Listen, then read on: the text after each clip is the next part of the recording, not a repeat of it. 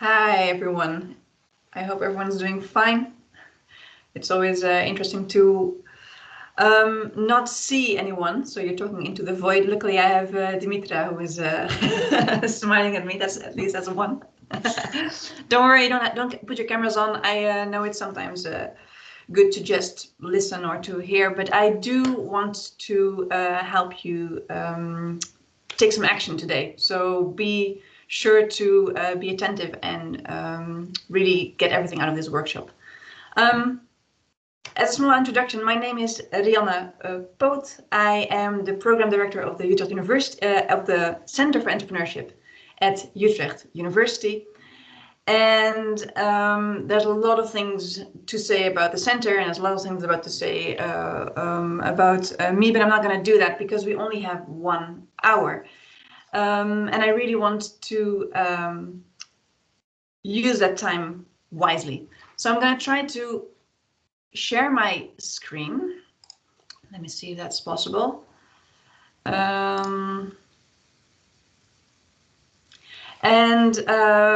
Just get right in. So my topic of the day is about being entrepreneurial. I've heard from Dimitra that you guys are doing very well in this course. You've just been pitching your ideas to a lot of people. You've got a lot of input, and now you're like almost getting towards the prototyping phase. And I think at that point, it's very interesting to have a workshop on entrepreneurial skills. Now, a lot of people who I talk to are thinking, what is entrepreneurship actually? Because if I talk about entrepreneurship, people are thinking two things.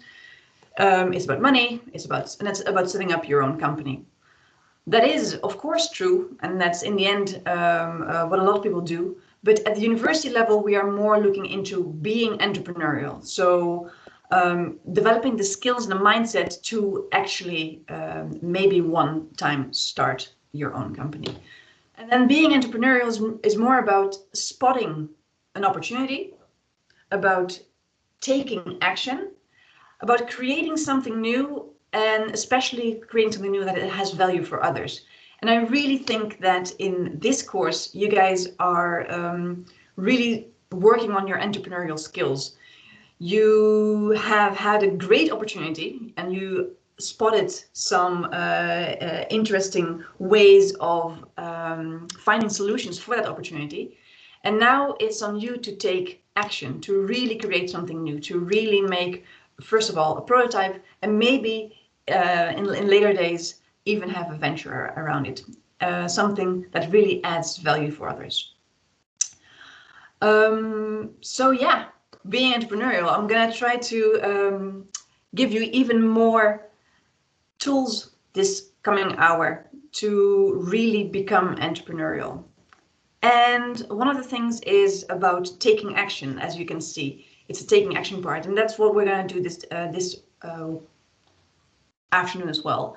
I would like you to open a Word document, if it's possible, on your computer. Because I've learned that we can do this on Moodle and we can do this on all kinds of platforms, etc., but it takes away a lot of time. So just for yourself, open a Word document, if it's possible. And then what I'm asking you is in total 7 questions, and this is my first question that I want you to answer. Could you, for yourself, write your project, your current project, in 3 sentences? And those 3 sentences should be about, first of all, your problem. What's the problem that you're tackling? Then, what solution could solve this problem? And in which direction is the solution that you are offering with your team? So, for instance, I'm giving an example. The startup Tover, they had the problem that patients with dementia lose their cognitive abilities. That's a problem they saw. They saw that there was a solution by engaging patients in easy cognitive and automotive task. The loss of cognitive abilities could be reduced. And therefore, their startup proposition was that they were developing interactive tables where patients could play games.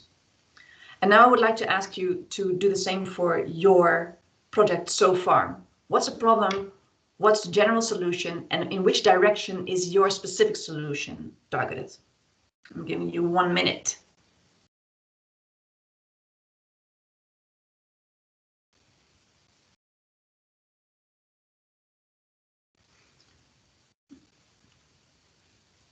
It's always nice if people could say, hey, I'm ready, but I can't see anything. So I'll just give you a minute and go on.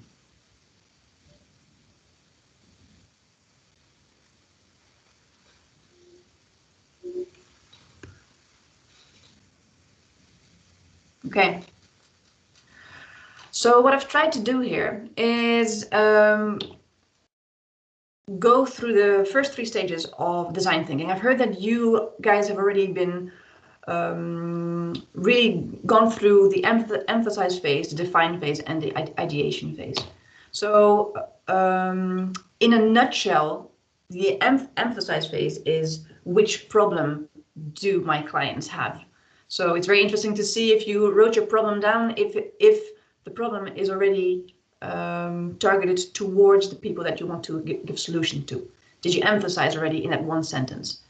Then there's a define phase, which solution could be fitting to that problem. And last but not least, you've probably ideated a lot of things, you've thought about a lot of possible solutions, but you've come up with a direction that is for you the most suiting for the problem. Now we're getting to the prototyping phase, and you have to start making stuff. And this is very scary because suddenly you start thinking, but what do I have to do? Like so far, it was only about thinking and hypothesizing and maybe figuring out and maybe talking to a few people. But the prototyping phase and the testing phase is really starting to ask you to take action. So what do you have to do? And what I normally tell about university courses is that I see that there's a lot of motion in the course in the courses. Motion for me means that all students are extremely busy. They're doing a lot of things, but they're not going anywhere. So you are you're looking through documents, you're hypothesizing, you're researching, you're planning, you're reflecting. It's all very important, and it's all part of a process, but it's all motion. What I like about being entrepreneurial, about entrepreneurial education, and also about this course, what you guys are doing now, is more aiming towards action. And I know that this course is already putting you in the action sheet, but sometimes you get stuck. Sometimes you don't know how to take more action, to go into the real world, what you should do next. And for that, I hope that I can help you a bit with in this coming course, because right now you're at the idea phase, but ideas are cheap. Everyone has ideas. Everyone can make brilliant ideas. It's really the action that counts, and you are in the perfect place to start action. What do I want to provide to you today, in this workshop? It is the effectuation theory. I came up on this theory. It's made by Sara Sarasvati, and she's a researcher, and she was wondering what good entrepreneurs do to deal with uncertainty.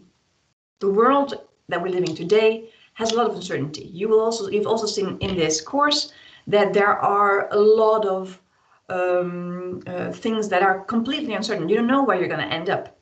And entrepreneurs have the same thing. Sara Sarasvati was interested in what do good entrepreneurs do? How do they deal with this uncertain world? And she came up with the effectuation theory. she found 5 principles that really guide their way of working. And what I would like to do is also guide you through those 5 principles, because I think they are tools that you can use, you can put in your rucksack, and then hopefully if you're getting stuck, you can pull one of them out. So those 5 principles I'm going to talk to you about, and also the process that she then describes as effectuation theory, how to become more effectual. But first, I would like to ask you a different thing. I would like to ask you, who do you think of the friends is the most entrepreneurial? Now, maybe in the chat, in Teams, you could answer with 1 to 7. 1 being on the left, Chandler, 2, Rachel, 3, Ross, 4, Monica, 5, Joey, and 6, Phoebe. And at number 7, if you just say, who the hell are these people? I don't know what you're talking about. In that case, if you get a lot of 7s, I will feel very, very old. So who do you think is the most entrepreneurial?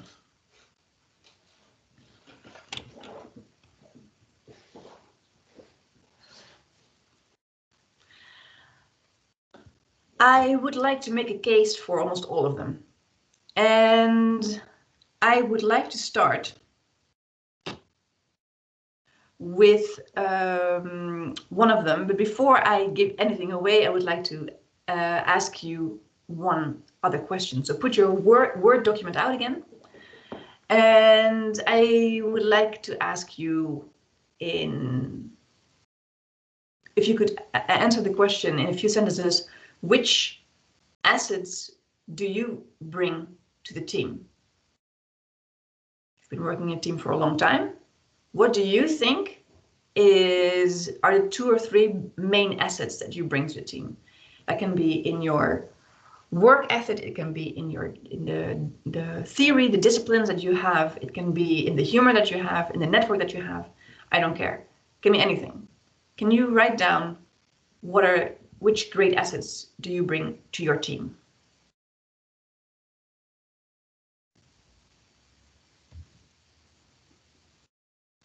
And Rihanna, in the meanwhile, we have some replies for which one of the friends is the most entrepreneurial. So great.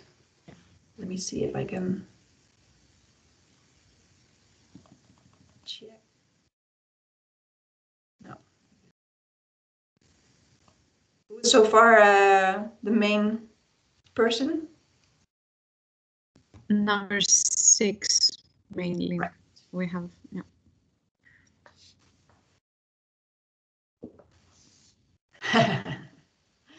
Yeah, Phoebe. Right. Yeah. Okay, so which great assets did you bring to the team? Let's start with Phoebe. Because I have linked all of the friends to one of the 5 principles to give you a bit of an extra example. So Phoebe here says, I'm a really cool person. And that for me is a nice way of introducing the principle, the bird in hand principle. The bird in hand principle, Saraswati says, is very important for entrepreneurs. A lot of entrepreneurs who are failing are thinking about huge things. They're thinking, I will fight climate change, and we're going to do this, this, and this, and this, and this, and this. However, they don't have the means, the time, or the energy to actually pursue that. The bird in hand principle gives you the focus to start with what you have. Start with the disciplines that are in your team, knowing which assets there are in your team. They let you start with how much time do you have. Normally it's the course time for you guys, and how much energy you have.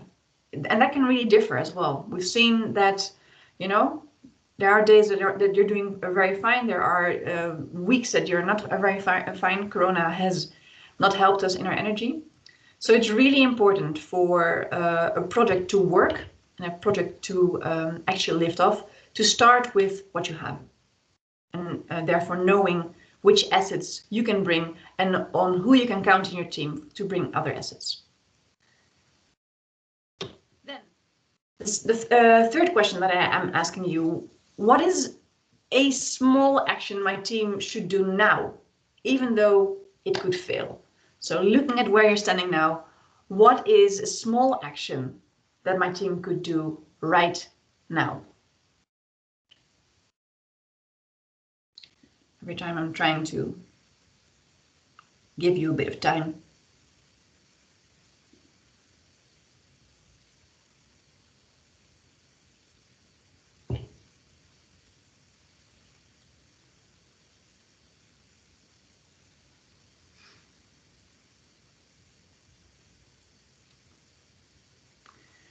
In the meantime, I've lost my notes again. I had them, but now I don't see anything anymore. So it's a shame. Okay, introducing Rachel. I'm so sorry for the pixelated picture. I'm not even sure if I'm allowed to use those, but hey, Rachel is saying, I feel that I can do this, you know? I can actually do my own laundry. And if I can actually do my own laundry, there isn't anything I cannot do. For me, this was a way of introducing to you the affordable loss principle. The affordable loss principle, Saraswati saw in good entrepreneurs that they are investing only in what they are willing to lose. So here, Rachel says, you know what? I'll start with the laundry, and let's see if I can do that. And if I can do that, it gives me more certainty that I can actually achieve that big goal. And with the affordable loss principle, it's the same thing. You are every time constantly thinking, what am I willing to lose?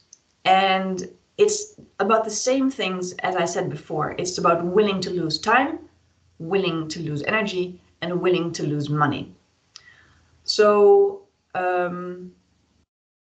this affordable loss principle really is very interesting. It's very personal as well. Some people are way easier with money, or they're way easier to risk something. And here you can see that there's big personal differences. It doesn't mean that if you're not willing to risk a lot, that you're not entrepreneurial.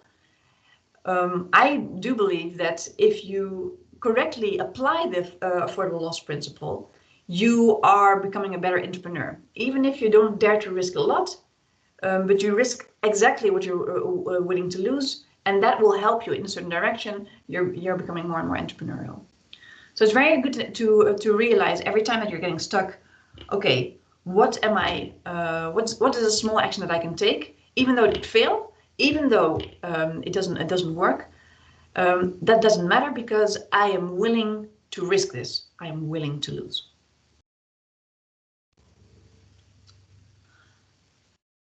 I am just marching on here because there's number 4 to 7 to go. The fourth question that I would like to answer still on your words, and still please type something. Who do I know that can help me out with this project? And I am giving you a bit more time for this. I'm giving you another really 2 minutes. Could you please brainstorm? You've been doing this for a couple of weeks now. Could you please brainstorm who could help you? Who in your surrounding could help you with anything on this project? Search through your network. Maybe your parents, maybe your brother and sister, family, friends, maybe people on LinkedIn, maybe people on Twitter, maybe your neighbors. Who do you know that could help out with anything, any small thing in this project?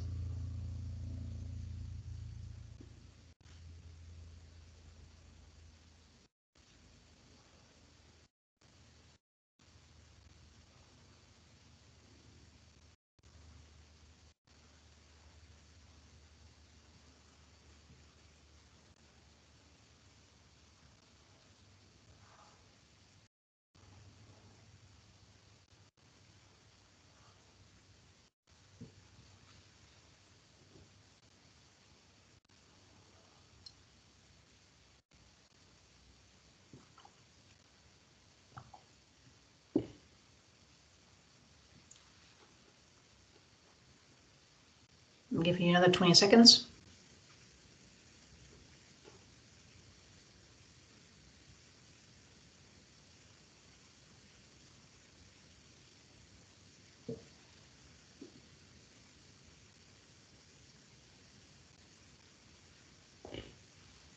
Okay. I really hope you put some names down, because it's very interesting and very good for you to realize that there are maybe more people that than you initially thought of that could maybe help with something. For this, of course, I checked Joey. Joey is the person when it comes to connection. His catchphrase is, of course, "How you doing?" Sorry for this terrible imitation of him. It's funny. When he sees someone that can help him in any way, he forms. He's going after them. He forms a partnership. And with the crazy kilt principle that Sarah Saraswati found, she's saying the same thing. She's saying form partnerships. And the crazy kilt, I'm not sure if you're familiar with it. Quilting is one of the things that in America is very big. You know, all the small pieces of fabric that people are putting together into a maybe crazy frame. And she is saying it's very old-fashioned to only think about partnerships as being very formal. To, you know, if you have a question, you make a formal partnership with someone, and then you go forward. She's saying it's good entrepreneurs are way better at looking in their surroundings, in their network, and see who could help them for this little part. So it might be, if you're getting stuck on an innovative thing, that you need to talk to your friend about it and just work it out. Sometimes you may be thinking in a discipline and you're thinking, I should actually ask my old teacher, and then daring to get out and actually say, hey, how are you doing? Can you help me for this? The nice thing about this principle for me is that you are looking very differently at your network. It's not only a competitor, you know, looking for competitors. It's really about who can help me get a bit further in this. It can all be friends, and also giving the opportunity that other people are coming to you and helping you, motivating you. So it's really more about more of a peer-to-peer action than really formal partnerships. So I hope that you found quite a few people in your project that you haven't thought about before, and now know, hey, if I get stuck, I could actually go to this person. And then something else, I've seen that a lot of students are quite afraid of asking stuff, which is completely normal, probably. But you would be surprised how down to earth, especially people in Holland, are to ask, to contact, and to give a bit of their time. So really, if you think you have something, someone in your network who you're maybe not at ease to ask for a lot of things, find a way to get to that network and maybe ask them a very small question that they could at least help you a bit further with. A lot of people like to help. So the crazy kilt principle.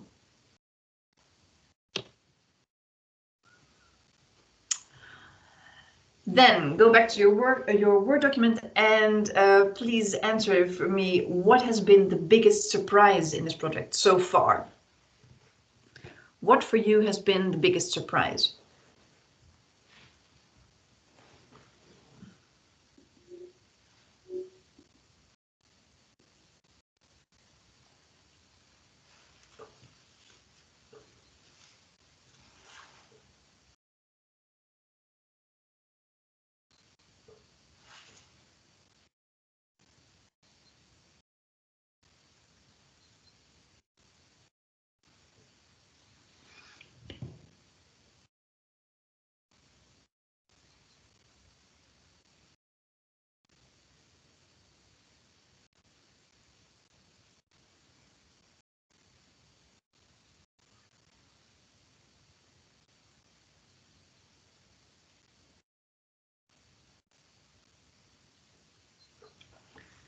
I'm giving you another 20 seconds.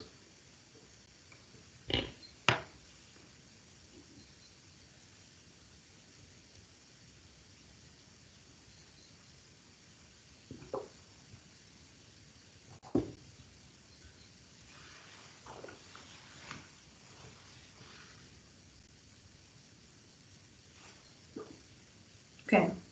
It really is very uncomfortable to not see how you guys are doing, if you guys are doing something.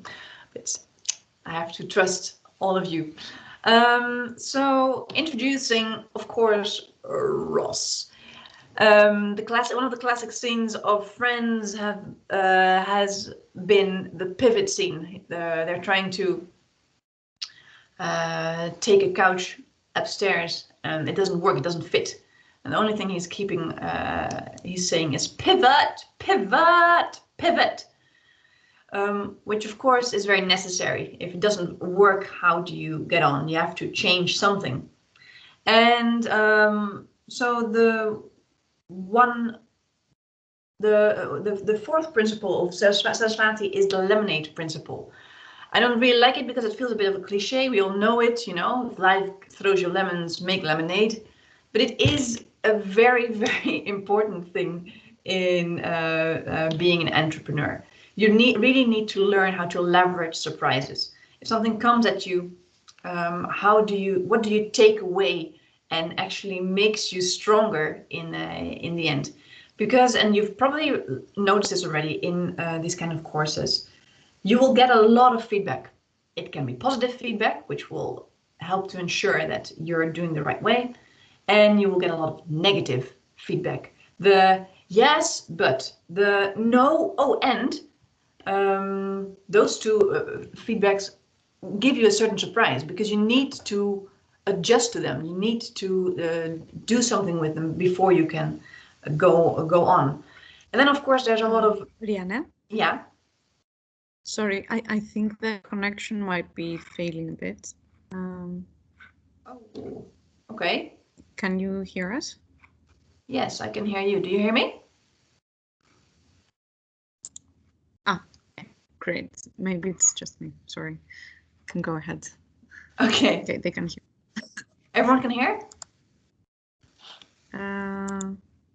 Okay, yes, everyone can hear. So maybe it's just me. Okay. Thank you guys for letting me know. Sorry. Perfect.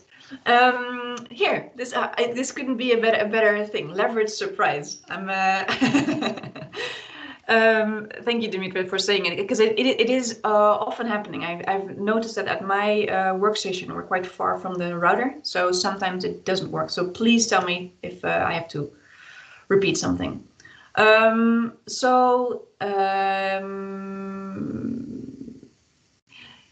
get a lot of feedback on your project, but there's also a lot of outside things that can go wrong. A connection might not work.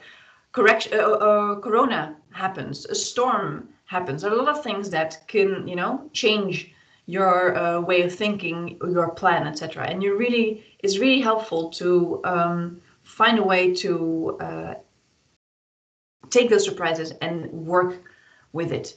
So keep your eyes open for unexpected people that suddenly come your way and think, wait a second, this is handy. Can you help me with this? Unexpected events. Maybe because you talk to someone, they're saying, oh, actually, I'm going to this conference next week. Should I ask him? Yeah, please do. Please do.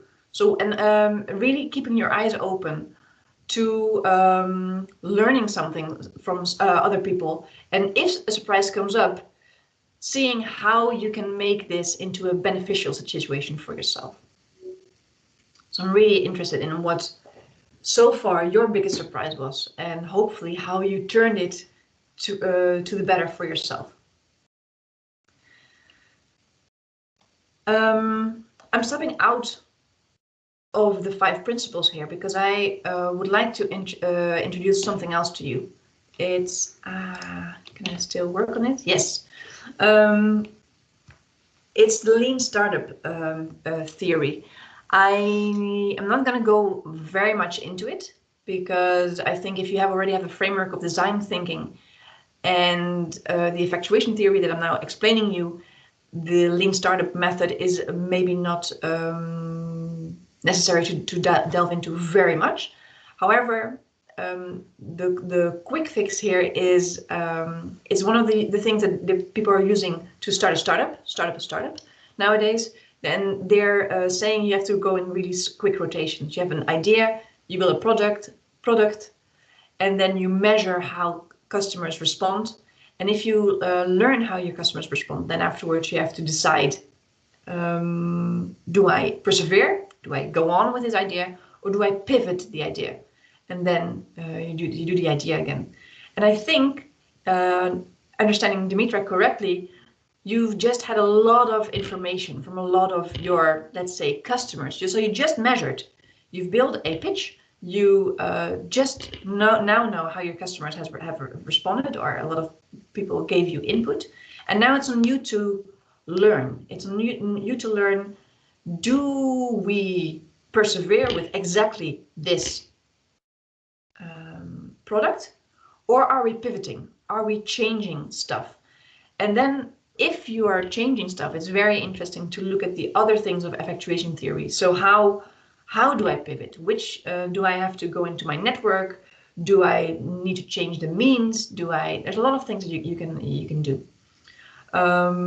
So if you're stuck, and if after the last round of feedback that you've gotten, think, how do I pivot? Maybe look up a bit on Lean Startup, because they can really help you with that. And then the last principle that I want to talk to you about, it's also introduced with a question. And that question is, which rule has helped your team the best so far?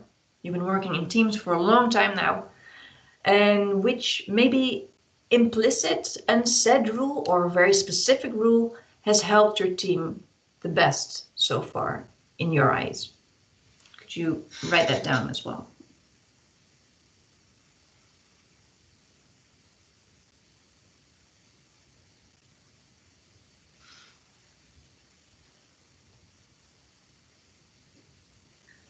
There's a question from Geke on what you mean with rule exactly. Yeah, so there's often implicit rules when you're working together. There's a lot of things that you want to control. So have there been structures? Maybe it's not a rule, but have there been structures in your way of working together that has really helped you? Maybe it's when we're talking, everyone is online, has our video on, or there's a rule that we don't meet up after 10 because everyone gets tired. Or it's about every time we talk, we make small notes on, and we have a to-do list for everyone. Is there some structure or a rule that you've applied to your team so far?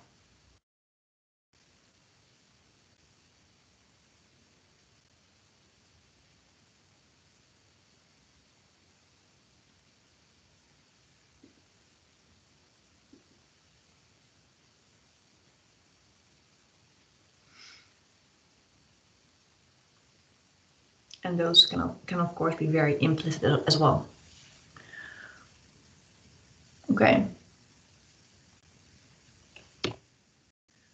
Of course, for this example, I'm taking Monica. Monica is very known to be freakishly perfectionistic, and she's the one who said, rules are good. Rules help to control the fun. And for me, it's a great quote to introduce to you the pilot on the plane principle. So Saraswati saw that amidst all this uncertainty that entrepreneurs have, because they don't know if there's clients coming, they don't know if their product will work, they don't know if they will have a salary. There's a lot of uncertainty there. She found out that they are very good at controlling the controllable. So which things can you control? And also in your team, there's a lot of things uncertain. You don't know how people are going to react, if your client is going to be happy with the things you're making. You don't know if a teammate is going to be happy with something that you're going to do. But there are things that you can control. It's about time management. It's about communication. It's about, let me think. It's about making appointments to each other, and dealing with them, saying, okay, this is what we want to achieve, then this and this and this needs to be done. Are we okay? Yes, we're doing that. It really helps to work with your team and think, which rules do we want to implement in order to give more room to all the uncertainty around us. So being entrepreneurial doesn't always mean go with the flow. It's also really about, how can I control all the things that which can I take under control, and therefore give more space to leverage surprises when they come to me.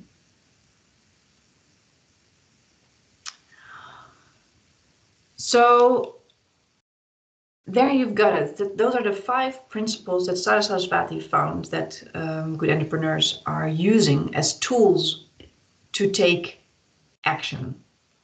I will repeat them. They are, of course, the bird in hand principle, the lemonade principle, the crazy kilt principle, the pilot on the plane principle, and where's my last one? Help, you see? Burn and the affordable loss principle, of course. It's right in front of me. So I told you that I was going to do the 5 principles, and then I would go into her process that she found as effectuation theory. So effectuation theory is actually the opposite of causal thinking. She said in the old way of thinking was, this is where I want to go to, this is the linear path, this is how I'm going to plan everything, and then we will eventually get there. And effectuation theory is way more about working effectual, making small rounds, small iterations, and then dealing with everything that comes along the way. So you have a vision, you have kind of where you want to go, but you cannot know for sure if in 6 months this and this and this will happen. What you do know for sure is how you can attack the coming few weeks. And so let me guide you through this process again, and then I will show you where the principles are linked. What she says is, you have to work in iterations, and you start with your own means. This is my team. This is my idea, my effort. This is the time, the energy, and the money that I'm willing to invest. So you really start with that bird in hand principle, and then you make a goal. Next week we are going to do this and this, and with that goal, you immediately think about the affordable loss. I need to make a goal that I'm willing to achieve, that I'm going to put full energy on to make it. And if I'm losing, if it doesn't work, if I cannot get there, it's fine, because it's a loss that I'm willing to take. Then if you have actually achieved the goal, that's possible, you go into the next step, and that's interactions. She's saying, go out of the building immediately. You need to, if you found something, you need to get feedback on it. So you need to build on your network. Go out, talk to people, and see what they can bring to you, because they can always bring you something. And she says that's kind of commitments. People always can always give you feedback, and it can work out as okay, I learned something. In that case, you have new means, more knowledge, or it can help you to define the next step. I learned so much that I now know which goal I have to take, and then you go back to the goals. And then around this whole process of going from your means to your goals to the interaction to commitments, there will at any time can be surprises that maybe also influence your means and your goals. And hopefully, in order to make this happen in a very smooth way, you use your pilot on the plane, you control the controllable, and take out a lot of what ifs by making strict rules with your team. So the effectuation theory is saying there's a lot of uncertainty out there. Don't use a causal way, but use an effectual way of working. Start with your means, make small goals, ask for interaction, ask for commitments, and therefore you'll learn to make either new means or new goals. And that way you will get eventually to your vision.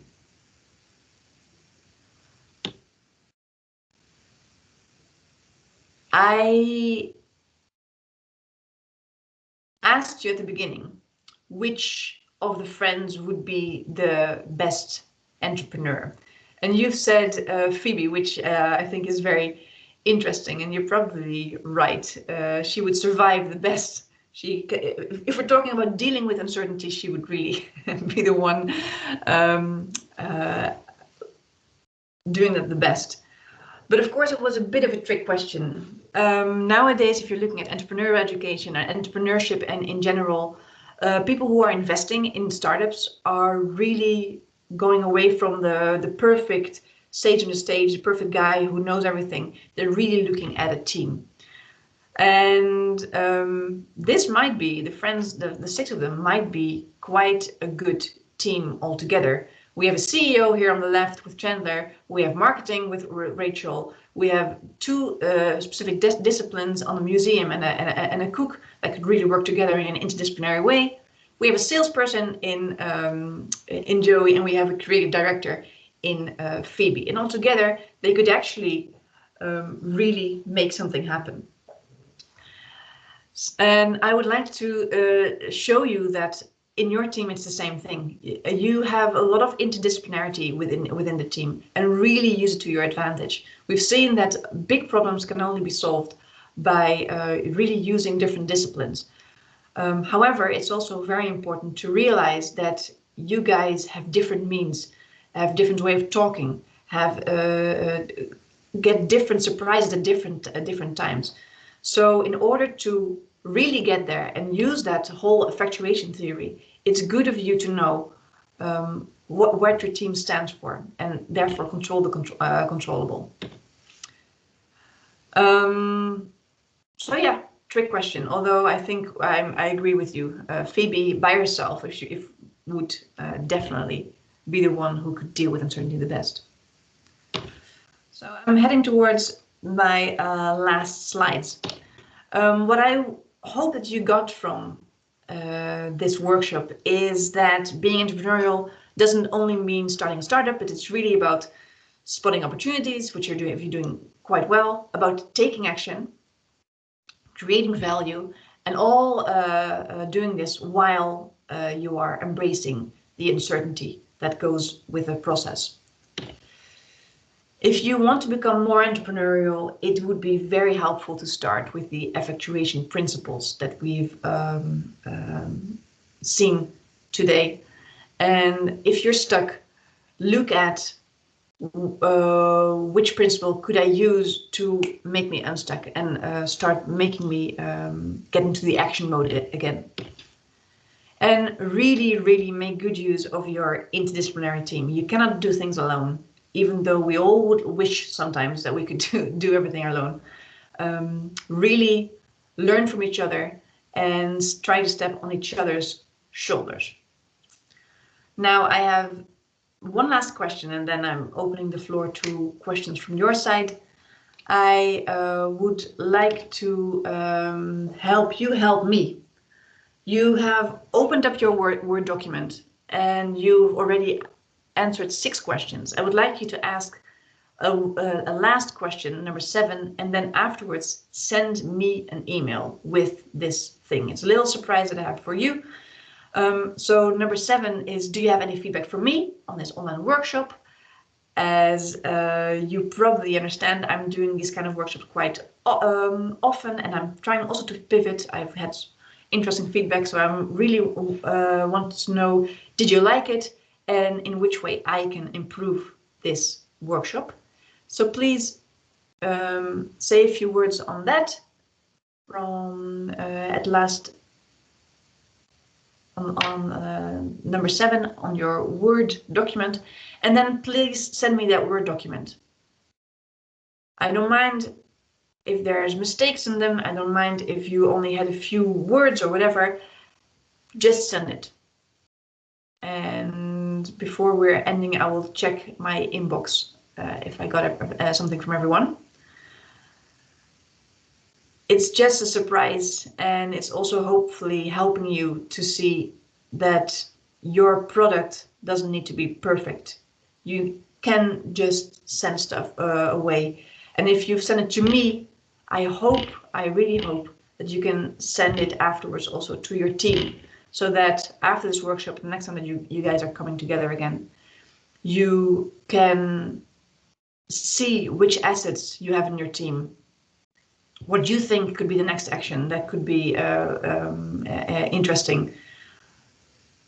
If you have a network that no one had thought of yet, if you can see which surprise really helped you, and maybe can look out for more of those unexpected surprises, and which rules you have to make with your team to actually get to a good end in this project. Okay. So please send me the email mapoot@uu.nl. And I would like to thank you for your attention. And of course, if you have any questions, I'm very much willing to answer those. Thank you.